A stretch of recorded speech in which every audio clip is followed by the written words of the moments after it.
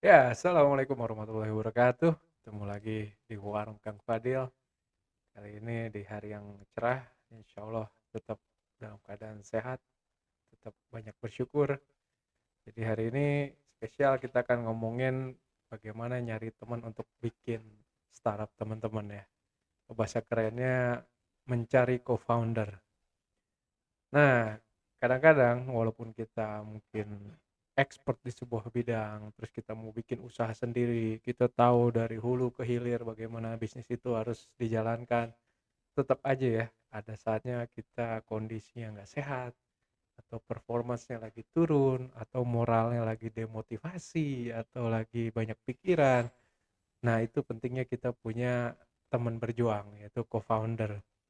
Dan bahkan beberapa investor atau beberapa inkubator kalau ngelihat, oh foundernya cuma sendiri, dia tanda tanya besar, ada apa nih, jangan-jangan nggak biasa kolaborasi dengan orang lain. Dan kita berharap ya kalau punya tim yang masing-masing individunya punya keahlian yang berbeda-beda, tentunya akan memperkaya core team untuk membangun usaha di awal ini gitu ya. Jadi hindari itu nyari co-founder yang istilahnya speknya itu, skillnya itu ya sama sama dengan kita gitu. Ya istilahnya ini hanya ngebangun tentara aja tapi nggak ada leadernya, nanti nggak ada pakar keuangannya, nggak ada ahli di teknologinya, nggak ada ahli di bidang komunikasinya, marketingnya. Akhirnya kekosongan di beberapa tempat atau divisi itu membuat usaha yang baru dimulai ini susah berkembang. Nah, pertanyaannya kenapa kita butuh co-founder dari berbagai bidang yang berbeda gitu. Karena namanya bikin produk, yang pertama harus jelas nih produk ini dibutuhkan atau enggak gitu ya. Nah, ini tugasnya CCO ya, Chief Communication Officer ya. Bisa CEO ya juga sebenarnya, tergantung teman-teman tim intinya berapa orang gitu ya. Kita harus paham produk kita apakah emang ini yang dibutuhin gitu kan. Nah, kita kan belajar di episode yang lalu bagaimana membangun value proposition gitu ya, mencari problemnya customer, jobnya customer, terus bagaimana kita mendesain solusi kita bisa mencarikan solusi buat customer tersebut. Nah, kita tahu apa yang dibutuhkan customer lewat sisi CEO ini. Nah, kemudian dari sisi technical, orang produksi, CTO-nya, Bang, kalau gue bikin produk desainnya begini, performance-nya seperti ini, visible nggak? Mungkin nggak dikerjain dengan tim yang kita punya, atau punya pengalaman nggak nyelesain itu sebelumnya? Nah, ini memastikan bahwa ide itu bukan cuma ide, tapi bisa direalisasikan jadi produk yang nyata. Minimal jadi prototype dulu gitu ya. Nah, terakhir viability. Ini bakal ada cuannya nggak ya? Bakal untung nggak ya? Namanya juga bisnis ya. Kita bisa mencetak margin atau enggak. Jangan sampai ya dari tahun ke tahun makanin uang investor gitu ya. Nanti exitnya lewat IPO, ya amit-amit janganlah. Kalau bisa dari awal mindsetnya bagaimana gue cetak profit dari day one gitu. Nah, ini ada beberapa cara pendekatan yang mungkin sudah banyak dilakukan startup terdahulu yang kita bisa pelajari. Pertama, bagaimana kita membuat produk perusahaan kita ini benar-benar singset ya istilahnya, dengan resource sumber daya baik SDM-nya, penggunaan keuangan atau finansialnya, marketingnya itu bisa dengan budget yang terbatas tapi hasil output yang bisa dikeluarkan itu optimal, bahkan maksimal gitu ya. Kemudian kita bisa dengan design thinking membantu kita ngedesain bener-bener apa yang dibutuhkan customer, solusinya tepat gitu, problem solution fit dan product market fit gitu, bener-bener oh ini memang saya butuh produk yang bisa begini gitu, karena udah divalidasi, kita udah interview customer ya, kita udah tanyain customernya, udah suruh coba prototype kita gitu, jadi bener-bener dia tahu ini, saya yakin bener-bener dibutuhin customer. Nah, CTO-nya juga harus yakin, punya iman yang kuat, saya bisa tuh develop itu dalam rentang waktu tertentu yang masuk akal gitu.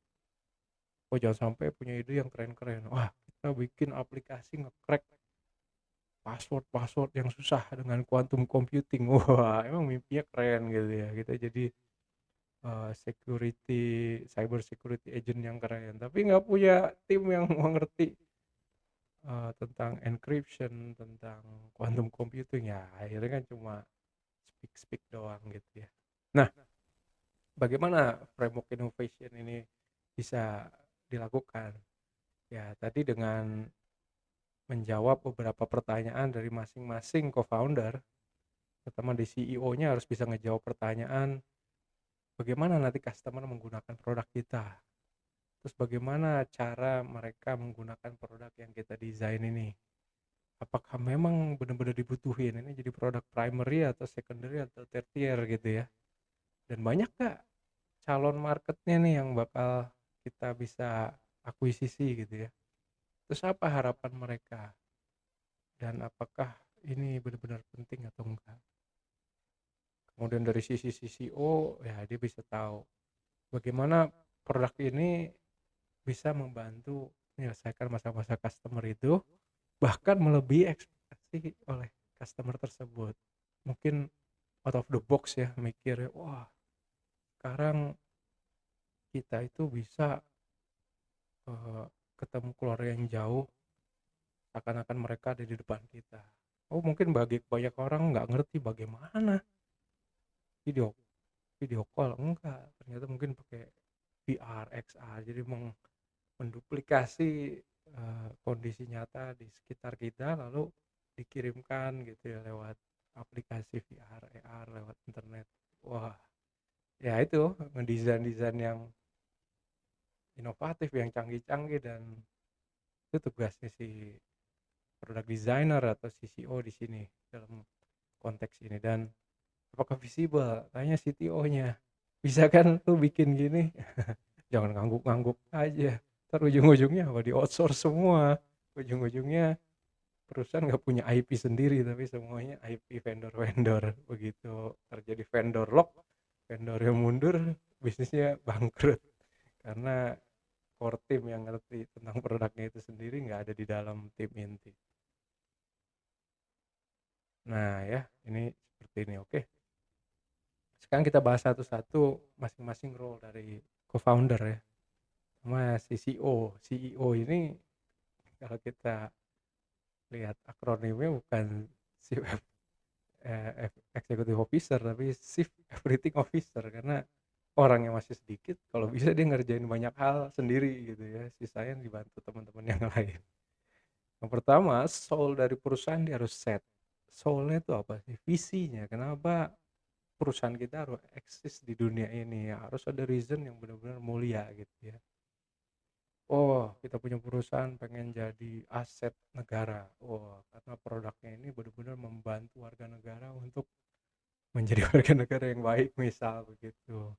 Atau membantu umat sehingga umat menjadi lebih sejahtera gitu ya. Itu visi-visi yang mulia, itu bukan cuma visi yang hubungannya sama target finansial, bukan. Oh, jadi perusahaan yang omsetnya 1 triliun setahun, ya nggak jelas ya, itu bikin perjudian juga bisa tapi kan visinya tuh lemah banget gitu. Nah jadi ada reason yang kuat, yang mendalam, yang bisa diimani oleh para co-founder ya, untuk mereka bisa wujudkan dalam perusahaan itu gitu. Jadi masing-masing visi dari personelnya juga align sama visi perusahaan. Rata-rata perusahaan yang kuat tuh yang sustain ya seperti itu. Dia kalau co-foundernya punya kaki di mana-mana gitu ya, susah. Dia punya startup A B C D, wah visinya banyak, berarti nanti yang paling lemah pasti dilepasin duluan gitu. Pasti teman-teman mungkin yang udah pernah ngalamin tau lah. Nah, startup itu bisa pivot, istilahnya mengubah. Oh yang tadi modelnya bisnisnya begini, produknya begini, di pivot gitu, karena untuk mengadjust mungkin target customernya, mungkin mengadjust feature-nya supaya lebih tepat mengenai problemnya customer. Tapi pivot itu tetap dibatasi oleh visinya. Misal tadi saya perusahaan yang visinya untuk membangun kesejahteraan umat gitu. Terus saya bikin bisnis yang istilahnya skema bisnisnya menipu gitu. Nah, kan nggak sesuai visi, itu udah out of scope. Pivot tapi udah bersilangan dengan visinya. Nah, itu udah istilahnya udah bukan startup yang sama, itu udah startup yang berbeda gitu ya. Udah murtad dari visinya gitu ya. Nah, kemudian CEO harus ngeset objektif atau tujuan-tujuan baik jangka pendek, jangka panjang. Nah, rata-rata sih objektif ini yang bisa dicapai dalam kurun waktu yang cukup dekat gitu ya. Objektif kadang tujuan tuh yang banyak, tapi tentunya dia bisa memilih, CEO ini bisa memilih mana yang prioritas. Mungkin berdasarkan output yang bisa dihasilkan untuk kepentingan perusahaan itu sendiri gitu ya. Kan banyak ya target A, B, C, D misalnya dari sisi finansial. Cari investor untuk menghasilkan uang nanti untuk riset A, B, C, D. Tapi yang benar-benar digunakan untuk membuat MVP ternyata cuma budget A dan B doang, C dan D masih bisa nanti lah. Nah, akhirnya itu jadi prioritas, dimajukan sebagai objektif perusahaan di awal. Dan kita harus definisikan semua target ini ke dalam bentuk yang terukur gitu. Jadi dibentuk jadi indicator ya. Biasanya orang bilang key performance indicator. Apa sih kalau ukur kesuksesan pencapaian objektif perusahaan gitu? Oh, berarti fitur ini bisa dirilis di versi pertama, mendapatkan target customer sekian banyak. Kemudian bisa tampil di channel A, B, C, D. Nah, itu key indicatornya seperti itulah contohnya. Nah, kemudian kita bisa lihat dari high level objektif dari startup. Ini contohnya ya, kita bagi jadi 5, tergantung perkembangannya dari awal sampai akhir. Yang pertama mungkin namanya produk masih konsep, kita bangun empati dulu, bagaimana kita memahami pelanggan dan problem itu secara mendalam. Kan udah belajar ya, cara-caranya bisa melalui market research, bisa melalui interview, bisa melalui kita uji coba dengan Wizard of Oz dan sebagainya gitu. Nah, step selanjutnya stickiness ini biasanya kita mendapatkan early adopter, orang yang menjadi first customer kita. Dia suka dengan konsep solusi kita, dia pemakai pertama, biasanya sih teman-teman, keluarga gitu ya. Rata-rata juga makainya karena kasihan sama kita, pengen support lah bisnis keluarga atau temen gitu ya. Nah, dari orang-orang ini dia akan mendapatkan calon customer-customer yang baru lagi ya melalui virality. Wah, mungkin bikin konten marketing yang ekstrim di TikTok atau di Instagram di mana sehingga viral. Akhirnya banyak orang nyoba daftar, login, kemudian register, bahkan bisa jadi langsung subscribe gitu ya. Itu virality. Selanjutnya objektifnya mungkin bagaimana nih udah mulai customernya banyak, ini cuannya ada nggak gitu. Jadi orang banyak cuma ya ini platform sosial kali gitu. Nah, bagaimana membentuk margin keuntungan dari model bisnis yang sudah ditentukan di awal gitu ya, dicoba tuh. Mau nggak nih customer udah mulai subscribe gitu ya, masa gratisan mulu, atau oh bonusnya kuponnya dikurangin, kan mulai ada lebihan bisa jadi revenue buat perusahaan. Nah, udah mulai menghasilkan revenue, wah kan pengennya scale ya, bagaimana bisa menjangkau market yang lebih luas, target market yang lebih luas, vertical atau horizontal ya. Itu udahlah ngomong partnership, wah ngomongin mungkin franchise dan sebagainya gitu ya.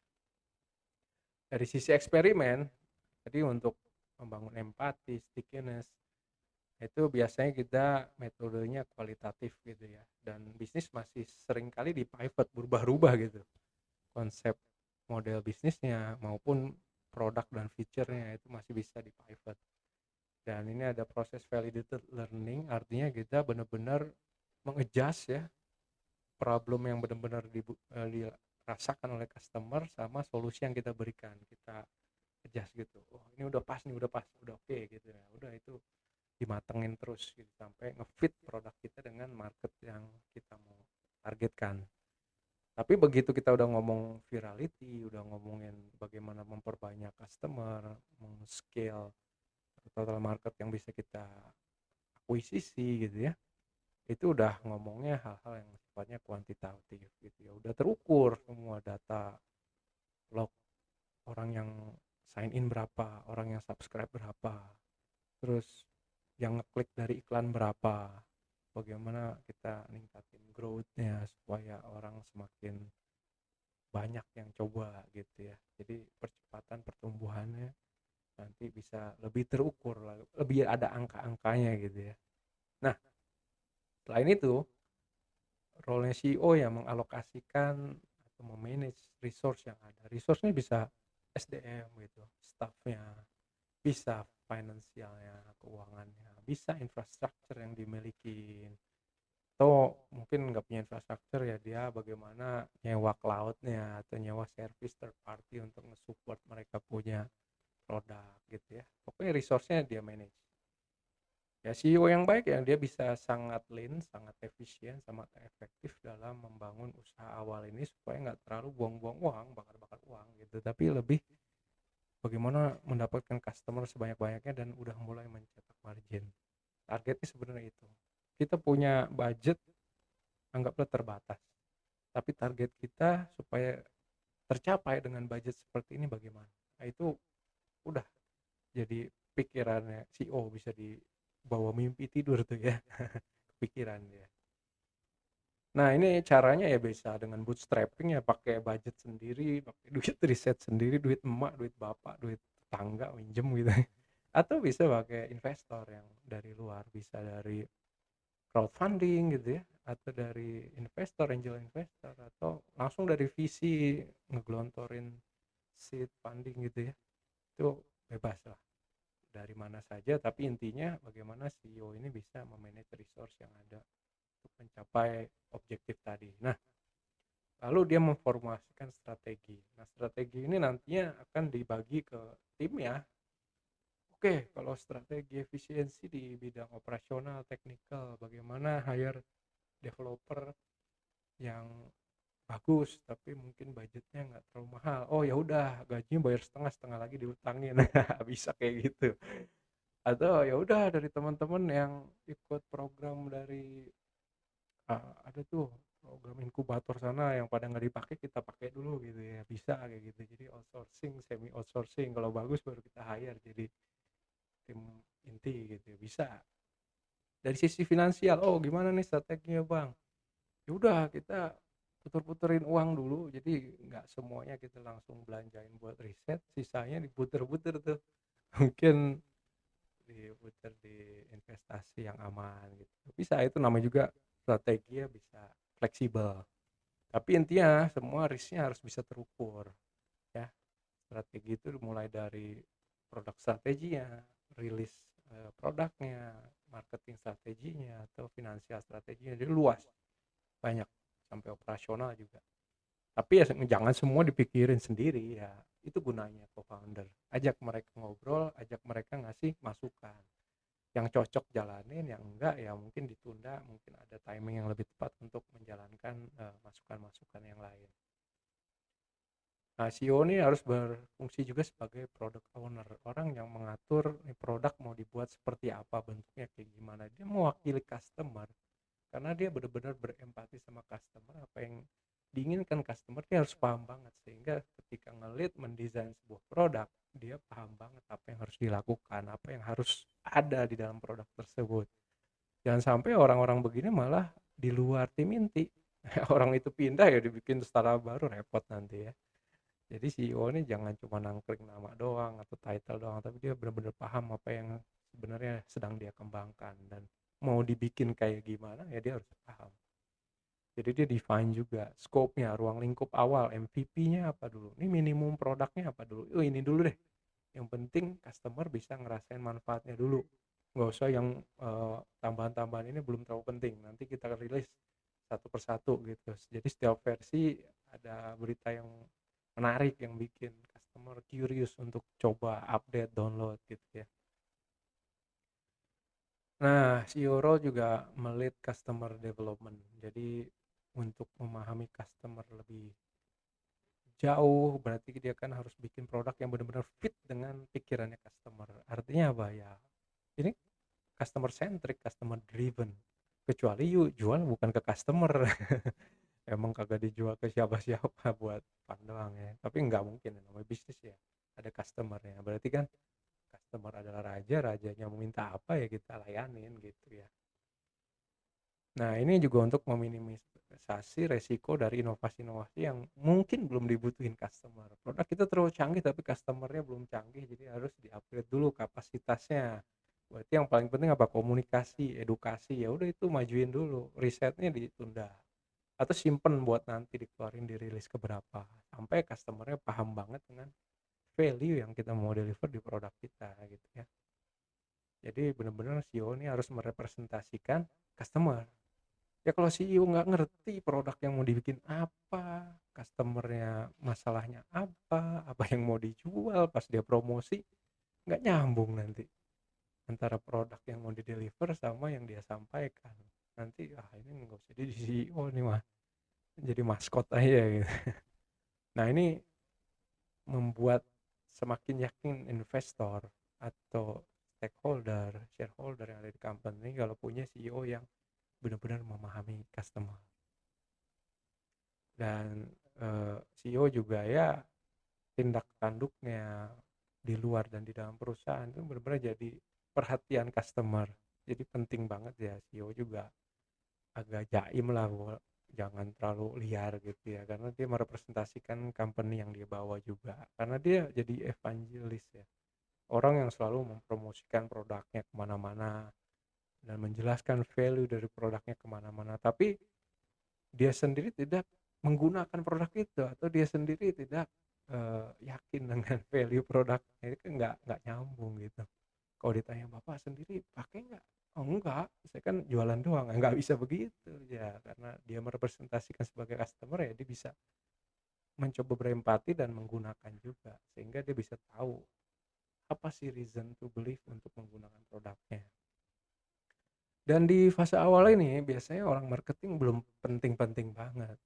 Karena ya tadi CEO-nya kan udah paham banget dengan customer, jadi dia paham juga bagaimana mengejar customer yang sejenis kayak begitu, di mana harus dikejar lewat channel mana, digital atau offline ya, above the line atau under the line ya.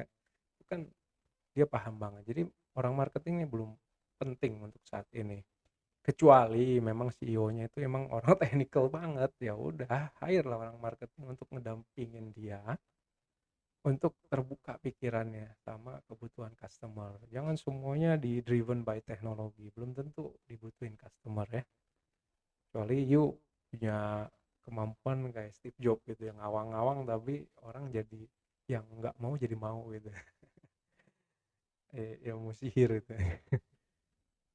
Nah, sekarang ngomongin si CEO ya, Chief Communication Officer, bagaimana ini dia membantu dalam customer development, spesifiknya itu untuk ngedesain produk sesuai dengan needs, kebutuhan, dan keinginan customer gitu ya.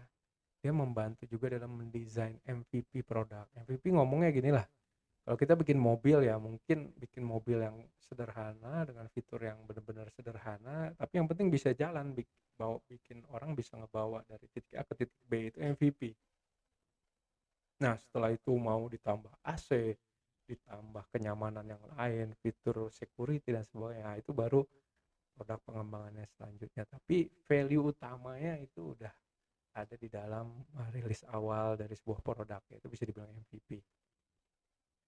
Dan juga dia mengoptimalkan user experience. Jadi kita perlu mengevaluasi bagaimana customer ini dalam journey-nya itu ketemu dengan produk kita, menggunakan sampai dia ada kesan pesannya, kita tangkap semua, kita ambil insight-nya, mana yang banyak dirasakan orang-orang yang customer yang sama gitu ya. Nah, itu jadi prioritas untuk di solve di produk feature kita gitu ya.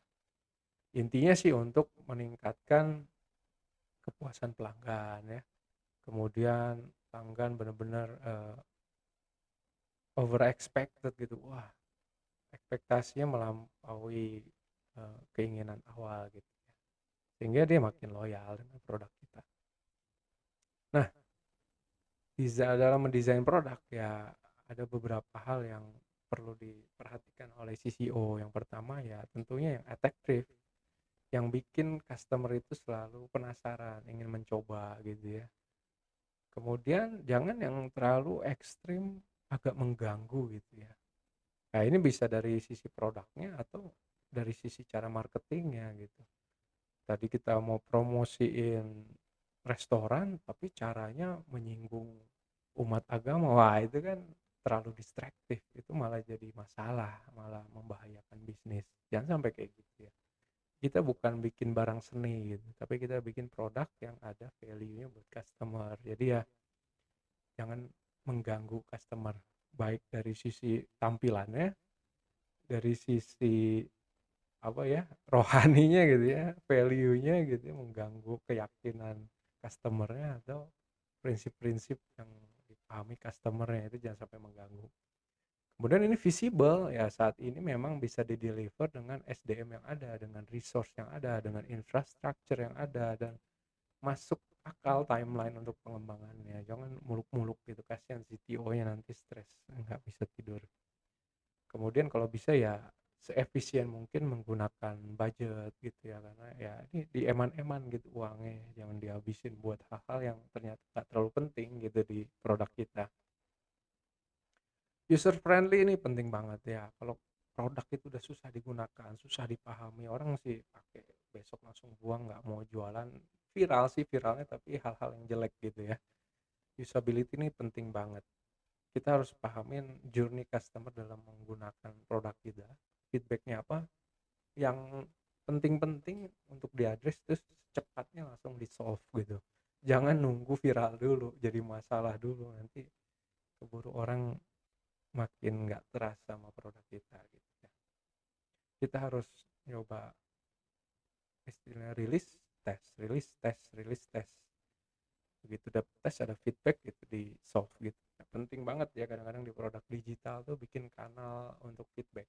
Jadi begitu customer kirim langsung kalau bisa di-evaluate, kemudian langsung dikirimkan ke tim technical, CTO atau manager ya.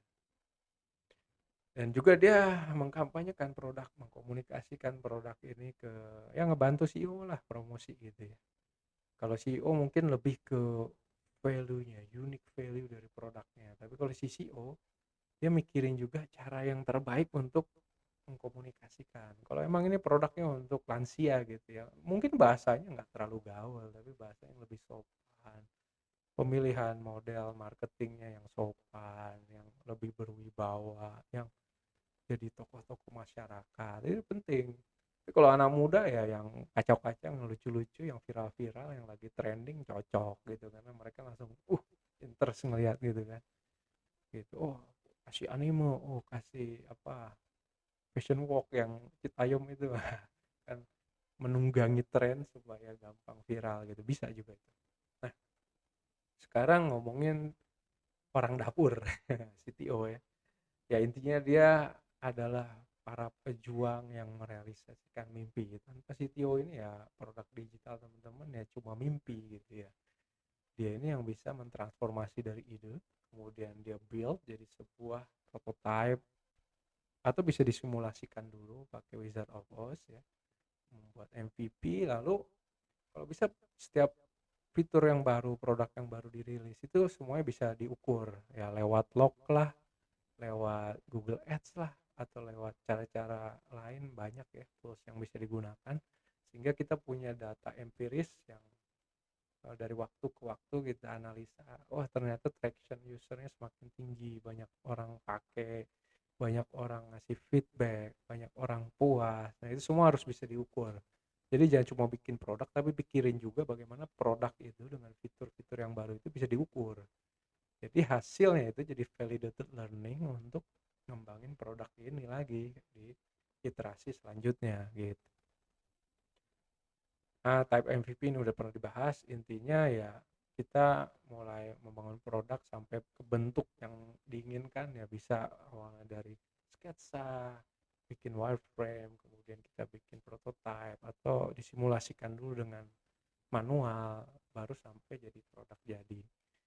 Dan untuk number of responden yang bisa menggunakan, memberikan masukan ke produk kita ini, ya mungkin awal-awal karena bentuknya belum jadi bisa lewat interview, nanti begitu udah mulai ada simulasinya atau prototipenya bisa lewat phone call atau di broadcast lewat email, lewat Google Form atau form-form lain. Baru kalau udah terlalu banyak ya pakai analytical tools yang lain gitu ya. CTO juga mendefinisikan stack teknologi yang digunakan. Ini kadang ada pepatah bilang stack teknologi yang terbaik adalah yang dikuasai dengan sangat baik oleh tim kita gitu. Jadi jangan ngomong yang canggih-canggih gitu. Wah, kita harus ngedevelop ini pakai Rush, pakai Go. Tapi timnya ini ngertinya PHP, ya jangan dipaksain. Kalau dia udah expert di situ, ya udah coba kita pakai PHP dulu. Yang penting value dari produk kita bisa di-deliver dulu. Nanti ke depan punya duit lebih banyak, hire orang Go, hire orang Rush, itu cerita nanti. Yang penting produknya sukses dulu. Jangan ngomong terlalu banyak lah di sini. Jangan-jangan hanya buat SDM aja, developer Rust, Go gitu, mungkin karena jarang jadi rate-nya tinggi, udah kehabisan uangnya, belum rilis udah kehabisan uang, akhirnya balik tidur-tiduran lagi, produknya nggak jadi, ngimpi-ngimpi lagi. Jadi pada saat menentukan teknologi stack, pikirin juga supportnya. Ini kalau open source bagaimana komunitasnya, dokumentasinya. Kalau ini disupport dari vendor, bagaimana track dari vendor ini, dan future roadmap-nya seperti apa. Kemudian align nggak dengan tren yang sekarang ada. Terus SDM yang ngerti teknologi ini ada nggak gitu. Jangan-jangan harus develop sendiri, itu pain banget karena mahal gitu ya. Sama kebutuhan dari bisnis itu sendiri bisa di-achieve nggak dengan teknologi yang dipilih. Dan dia memanage tim technical, dari mulai requirement personelnya siapa aja. Oh, ada yang ahli desain, ahli CSS, HTML, ahli UI UX, ahli coding, ahli testing, ya itu pilih-pilih lah. Tapi ingat, efisiensi itu penting gitu ya. Nanti dia kualifikasi bisa lewat tes coding, lewat interview, atau lewat temen gitu, validasi oleh temen yang dia yakinin memang hebat, jadi nggak mungkin rekomendasi yang abal-abal gitu ya. Terus bikin career path, supaya skill dari tim kita bisa scale gitu ya, jadi nggak stagnan. Mereka juga malas ya hidup gitu-gitu aja, berarti kan kapasitas skillnya harus di upgrade. Itu juga mungkin dikasih sertifikasi, dibiayain, sekolahnya biayain. Dan yang paling penting bagaimana knowledge ini di keep di dalam perusahaan ya. Bisa bikin mungkin knowledge management system atau dokumentasi itu selalu dibikin, atau ada sesi sharing setiap bulan, atau sesi ngoprek bareng, terserah lah. Itu pinter-pinternya CTO membuat knowledge ini terdistribusi. Susah ya kalau yang jago cuma 1-2 orang, begitu orang ini hilang, meninggal atau sakit, goyang perusahaannya gitu. Nah, kemudian dia harus bisa manage pekerjaan teknis ini, mulai dari mengkalkulasi effort dari pengembangan, biayanya berapa, waktunya berapa, skill seperti apa yang dibutuhin, kemudian bagaimana memonitor progres pengembangan supaya on time, kemudian bagaimana nge-solve masalah-masalah yang mungkin agak spesifik, unik, dan butuh specialize gitu ya. CTO kan istilahnya dewa teknologi di startupnya ya, bisa lah dengan solve masalah-masalah yang susah gitu ya. Kalau yang gampang ya tinggal buka Stack Overflow atau apa Chat GPT gitu ya, tanya nanti jawab AI gitu ya. Terus promote tim productivity ya, tim yang produktif apa ya, itu kita push gitu supaya bisa menginspirasi teman-teman yang lain gitu ya. Terus pakai tools-tools yang mempermudah ya, pekerjaan, sehingga mereka bisa hidupnya lebih balance, nggak begadang mulu ya gitu ya. Itu penting, bisa automate segalanya, di automate gitu, mungkin penggunaan RPA atau yang lain-lain, automate testing, CI/CD, bebas lah. Sama bisa meng-ensure kualitas dari produk, mulai dari level coding sampai produk yang final. Nah, penting masing-masing share apa, co-founder ini punya KPI ya, Key Performance Indicator. Apa sih hal yang paling diharapkan dari masing-masing co-founder ini. CEO mungkin ya dari profitability, gimana nih keuntungan, udah mulai cetak untung atau enggak, itu jadi KPI. Banyaknya customer yang bisa didapatkan, marketnya yang udah bisa diakuisisi. Mungkin dari CCO bagaimana efektivitas marketingnya, channel yang dipilih dan sebagainya. Atau dari sisi CTO-nya bisa on time, dapetin SDM-SDM berkualitas, yang loyal, yang kerjanya bagus, yang bager gitu. Itu masing-masing punya KPI yang teman-teman bisa divine bersama-sama gitu ya. Nah, sekarang kita ngomongin funding gitu.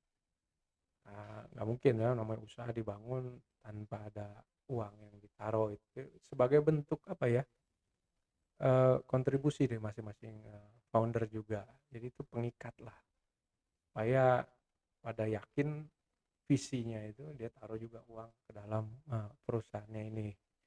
Nah ini contohnya, mungkin awal-awal kita bootstrapping, masing-masing keluarin modal awal, mungkin foundernya cuma 2, masing-masing 10 juta, jadi 20 juta.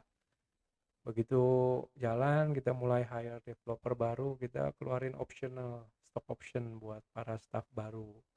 Nanti bisa dibagiin secara vesting, jadi dengan berlangsungnya waktu ya berkembang juga option stock yang bisa didapetin. Mungkin ada investor tambahan dari angel investor, dari bokap, nyokap, paman, temen dan sebagainya. Ya ini jadi dapat share juga karena ada invest. Dalam perjalanannya terus ada venture capitalist. Wah, tertarik nih gua invest. Gua punya badan nih yang pada naruh duit pensiun yang mau diputar di situ, boleh nggak? Boleh. Ya udah nanti masuk lagi share-nya. Akhirnya sampai per uh, terdilusi gitu ya. Makin kecil tapi memang secara valuasi perusahaan makin besar. Nah, apa yang mendefinisikan kepemilikan saham? Biasanya untuk di awal-awal kita lihat dari masing-masing komitmen dan kontribusi dari masing-masing si co-founder ini gitu ya. Ini dia jadi pekerjaan yang full time atau cuma 2 kaki, nah ini jadi PNS atau jadi staff di luar. Nah itu kan bisa jadi pertimbangan lebih besar atau lebih sedikit. Kemudian komitmennya dalam bentuk waktu, oh saya yakin sampai 5 tahun bisa stay di sini gitu. Kemudian experience dia di industri yang memang digelutin, nah itu dinilai juga knowledge-nya, pendidikannya yang related sama bisnis ini. Kemudian mungkin kontribusi ide, teknologi atau hal-hal yang sangat esensial buat perusahaan grow di awal, nah itu juga dinilai. Dan mungkin dia punya akses-akses ke distributor, ke partner, ke teman-teman di prinsipal, itu juga bisa sebagai dinilai sebagai penguat ownership di perusahaan. Karena ya ujung-ujungnya ngobrol-ngobrol aja, baiknya gimana, lu berapa persen, gue berapa persen, reasonnya apa, kalau sama-sama diterima ya ikhlas ya jalan gitu ya. Nah ini yang tadi bilang share vesting ya, kadang-kadang buat employee yang pertama ya, awalun karyawan gitu ya, itu bisa dibagiin share juga supaya loyalitas mereka kuat. Misal dapat masing-masing 2%, tapi ini didapatkan secara bertahap tiap selama 4 tahun gitu ya, tapi dibagikannya bertambahnya itu per bulan, jadi setiap bulan dapat 1/48 dikali 2% tadi gitu ya. Ya itu bisa, jadi kan semakin lama di situ semakin banyak dia dapat option atau stock option gitu ya. Tapi mungkin dikasih regulasi yang jelas ya, kalau setahun lo keluar, lo cabut, ya hilang tadi share optionnya. Oke, nah ini tadi udah saya jelasin ya tentang co-founder investment. Nah ini kalau teman-teman punya cerita-cerita menarik bagaimana teman-teman bisa nge-split share di awal ya, pemilikan saham startup di awal, ya monggo nanti pada komen di bawah. Mungkin ada yang saya tidak jelaskan, mungkin ada yang wah karena dia anaknya si A si B jadi share-nya lebih gede, atau oh karena dia memang orang-orang yang di industri diakui gitu ya udah share-nya lebih gede, toh karena dia kan perusahaan ini jadi lebih visible dilihat ada hal-hal kayak gitu yang mungkin ya unik di masing-masing startup. Nah, kalau orang bilang apa sih currency yang terbaik ya, nilai tolak ukur tertinggi dari sebuah startup ya, dari passion masing-masing si co-foundernya, bagaimana mereka itu menuangkan seluruh energi, waktunya, pikirannya untuk mensukseskan si company ini. Karena yang lain belum bisa diukur. Ya aset-aset apa sih startup punyanya gitu, paling mobil juga pinjem, tempat nyewa, terus bikin perusahaan juga kadang minjem duit gitu ya. Ya semua investnya tergantung niat dan apa ikhtiar dari masing-masing co-founder ya. Itu currency yang paling bisa dilihat gitu. Makanya penting banget buat VC investor itu ngelihat si investor si foundernya ini bagaimana track recordnya, bagaimana dia percaya dengan produknya ini, dan bagaimana dia nanti akan merealisasikannya gitu ya. Nah, hubungannya sama funding gitu ya, ada dua jenis nih startup, ada yang gaya kecoa, ada yang gaya lintah. Kalau kecoa tuh tau nggak, orang bilang bahkan kalau terjadi ledakan nuklir kata kecoa tuh paling survive gitu ya, bahkan diinjek aja kadang masih hidup, atau kegempet dengan sampai setipis apa masih hidup. Jadi istilahnya kalau kucing nyawanya 9, kecoa nyawanya 99. Udah kepotong masih jalan. Artinya apa? Ya tipe cockroach ini ada startup yang mungkin bootstrapping dengan ketiadaan budget pun, hanya berbekal passion masing-masing foundernya, mereka bisa yakin untuk tetap merealisasikan mimpinya. Wah ini hebat nih. Biasanya lebih sustain karena dia punya giroh gitu ya, semangatnya, motivasinya luar biasa. Kalau leech ini ya sama ya kayak lintah di air itu ya, kalau nggak ada darah ya dia mati gitu. Jadi harus ada dana yang diisep dari investor gitu. Ini nggak usah dijelasin lebih jauh lah. Intinya burn rate-nya tinggi ya karena mungkin dia punya uh, investor banyak, uangnya banyak, jadi dia spending riset, spending SDM, wah foya-foya gitu ya. Pas dibilang udah nyentak untung gitu mikir, atau nyetak untung oh ternyata cost-nya 10 kalinya gitu ya. Ya banyak ya, saya nggak perlu sebut merek. Nah yang paling penting adalah kita berinvestasi pada diri sendiri, pada masing-masing co-founder yang punya visi, yang bisa men-sacrifice ya dari waktunya, pemikirannya, bagaimana mewujudkan produk ini sampai sukses. Ada orang tanya sama saya, apa sih yang paling kritikal faktor membuat sebuah produk startup itu sukses? Ada yang bilang timing, ya lu bikin produk sekeren apa, timingnya tepat, nggak tepat yang nggak akan sukses. Misalnya IoT tapi marketnya belum teredukasi ya percuma, orang nggak beli karena nggak ngerti. Atau karena SDM, wah mimpinya keren-keren, desainnya keren-keren, tapi nggak bisa direalisasikan karena SDM di Indonesia belum mampu.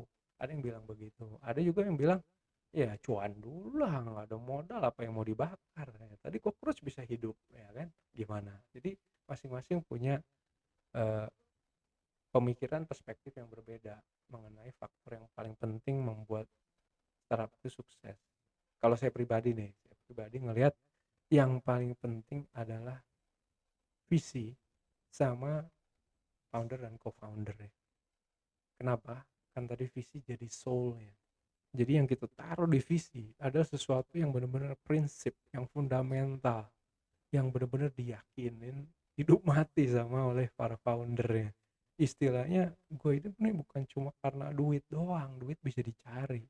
Penting co-foundernya yakin usahanya tuh bisa berkah, bisa bermanfaat, bisa ngasilin keberkahan buat umat. Wah jadi di awal-awal nggak untung nggak apa-apa, gue bisa dapat rezeki dari manapun datang gitu ya, dia yakin gitu karena dia tahu apa yang dia bikin tuh bermanfaat buat orang gitu.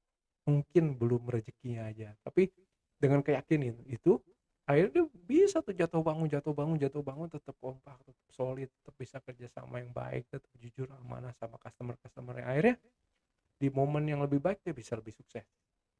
Nah kalau buat saya itu lebih penting dari sekedar timing, dari sekedar apa modal dan sebagainya. Karena kalau saya lihat yang lain tuh bisa dicari, yang lain itu bisa dibentuk dengan seiringnya waktu gitu.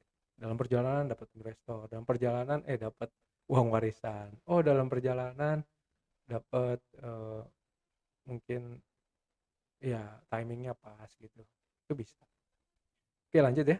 Nah, ingat Lean Way tadi bagaimana membuat MVP itu jangan mikirnya tuh kalau bikin mobil versi MVP-nya tuh roda doang, itu salah. Artinya apa sih?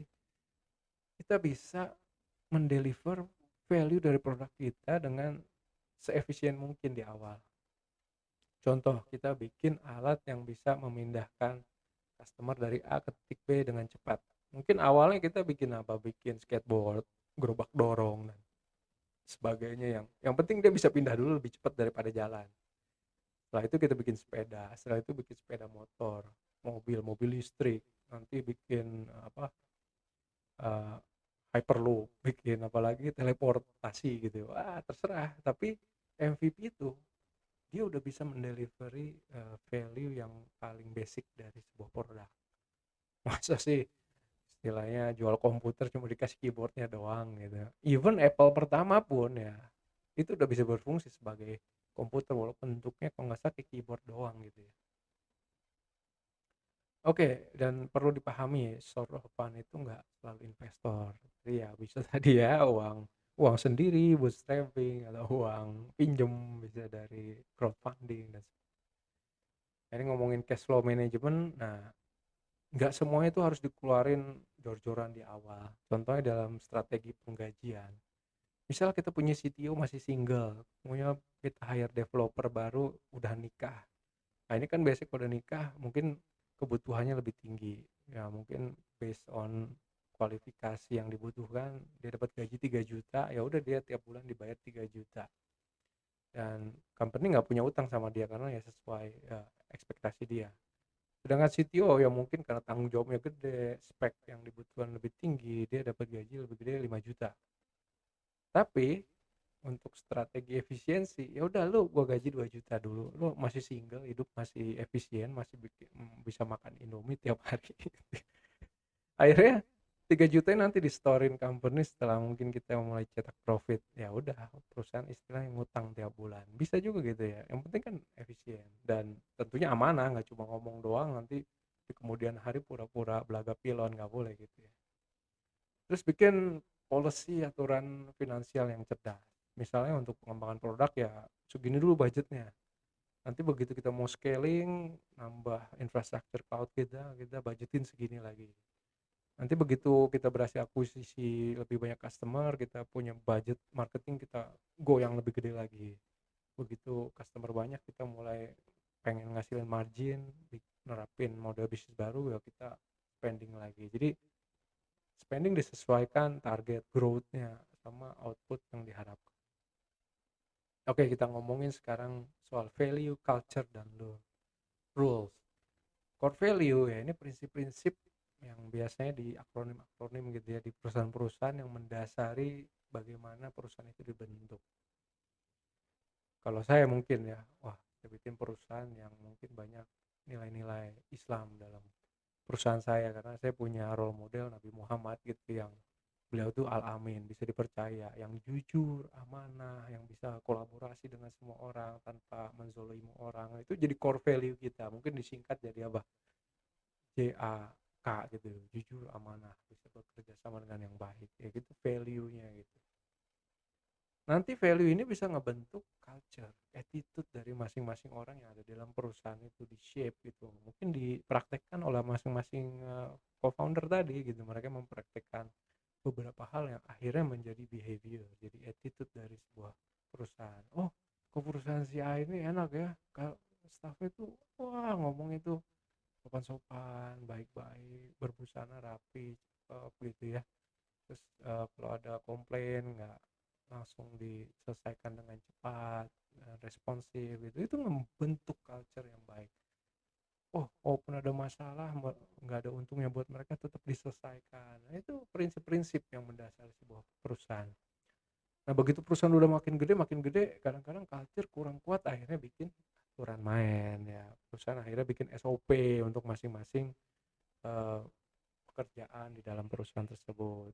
Nah, akhirnya kalau perusahaan dapat karyawan baru ya tinggal di training, ikutin SOP-nya aja udah manut aja gitu. Tapi untuk awal-awal kita harus ngebentuk nih namanya value, culture, dan bikin aturan-aturan mainnya. Akhirnya kan perusahaan yang dari mulainya chaos, mulai pelan-pelan bisa lebih teratur, lebih balance. Akhirnya ada istilah work life balance gitu ya. Lebih stable. Silakan diskusin teman-teman. Apa sih yang jadi core value dari startup teman-teman? Culture mau seperti apa yang mau dibangun dan aturan mainnya harus jelas untuk masing-masing job desk. Founder agreement. Nah, kalau teman-teman bikin PT, CV kan sering ya bikin yang namanya akta perusahaan itu yang mengatur aturan main masing-masing pemegang saham. Tapi kadang-kadang startup tuh belum tentu langsung berbentuk legal gitu ya, badan usaha. Yang paling penting dibangun di awal adalah MOU antar founder, orang bilang founder agreement. Ini mengatur banyak hal lah, dari mulai bagaimana menjalankan bisnis, bagaimana nanti kalau ada yang exit, bagaimana nanti kalau ada investor baru, semua ditulis di situ. Enggak semua seneng-senengnya doang, pahit-pahit yang jelek-jelek tulis semua gitu. Kalau tiba-tiba kemalingan, tiba-tiba ada yang keluar mau bikin bisnis yang sama, itu semua diatur di situ. Jadi sama-sama enak, sama-sama ikhlas, bisa jalanin dengan perasaan yang lebih lega gitu ya. Nah, namanya perusahaan ya kan di founding ya sekali aja seumur-umur perusahaan itu dibangun gitu ya. Nah, akhirnya di situ ada shareholder, ada stakeholder. Di mana shareholder belum tentu founder, bisa aja orang di luar yang masuk yang naruh uang di situ untuk sebagai modal pengembangan usaha gitu ya. Dan co-founder bisa aja tidak menjadi shareholder kalau dia mungkin jual share-nya atau dia keluar sebelum periode cliff period setahun awal udah cabut gitu ya. Dan di sini juga teman-teman bisa tahu kalau job CEO, CTO, COO, pokoknya C yang depannya C gitu ya, itu cuma job title. Belum tentu orang-orang ini ya punya share, bahkan bisa jadi orang-orang ini ya karyawan yang di hijack atau di hire untuk menempati posisi tersebut karena ya mungkin pengalamannya, experience-nya di tempat lain gitu ya. Nah, ini salah satu case. Bisa jadi nih, ada Mr. A di mana dia adalah co-founder, saat ini menjadi CEO. Nah, dia ini punya share 30%. Terus Mr. B ada co-founder juga, dia CTO, orang teknikalnya. Tapi mungkin share yang dia taruh uangnya mungkin lebih banyak sehingga punya 35%. Dalam operasionalnya ya kan masing-masing job desk-nya, nama yang bikin direction CEO ya si Mr. B ini ngikutin apa yang dibikin oleh Mr. A sebagai CEO. Tapi ketika shareholder meeting, Mr. B karena punya share yang lebih besar, suara yang lebih besar, dia punya decision power yang lebih kuat. Bahkan, oh dia nggak suka sama CEO-nya nih, udah ngawur, udah nggak sesuai target, kemudian udah pemborosan, akhirnya dia ngajak shareholder lain dan share yang suara yang dimiliki lebih besar dari si Mister A ini, akhirnya dia bisa yuk kita pecat aja CEO-nya, bisa gitu. Walaupun dalam sehari-hari ya dia cuma sebagai CTO, tapi sebagai shareholder mungkin sahamnya lebih banyak sehingga suaranya lebih kuat dalam menentukan keputusan-keputusan yang esensial buat perusahaan di RUKS gitu ya. Nah, konten agreement tadi, persetujuan atau MOU masih ke masing-masing founder itu ya bisa isinya dari mulai biodata co-foundernya, scope of work masing-masing co-foundernya, tanggung jawab dan kewajibannya, kemudian haknya, kemudian budget awal yang mereka taruh masing-masing co-founder berapa, dan kalau ada dari yang lain-lain juga di state di situ ya, share ownership-nya gimana, ada metode vesting atau enggak, terus optional pool buat employee awal ada enggak gitu, semua ditulis. Kemudian responsibility ya tadi udah dijelasin, decision making juga dijelasin di situ.